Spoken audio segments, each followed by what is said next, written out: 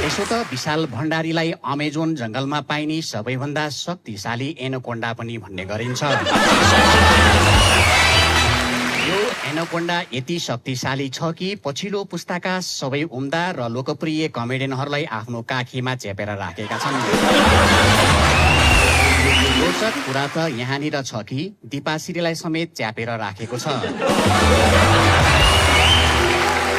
जबकि दिपाश्रीको टाउकोबाट खुट्टासम्म पुग्न एउटा कमिलालाई 40,000 प्रकाश वर्ष लाग्ने गरेको छ।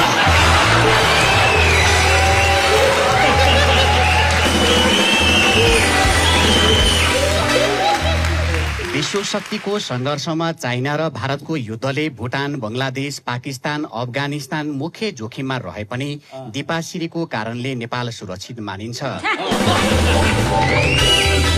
किनकि यदि मिसाइल आक्रमण भइहालेको खण्डमा त्यसबाट निस्केको आगोलाई दिपाश्रीले ठुकेर निभाइदिने गर्दछ। दिपाश्री यति शक्तिशाली र बृहत छन् कि उसको लागि त्यो मिसाइल तिहारको झुरझुरे बराबर पनि हुँदैन। अझ रोचक कुरा त के छ भने डाइनोसोरले पनि दिपाश्रीलाई मोटी दिदी भन्ने गर्दथे। मोटो भन्ने बित्तिकै याद आयो सजन श्रेष्ठ।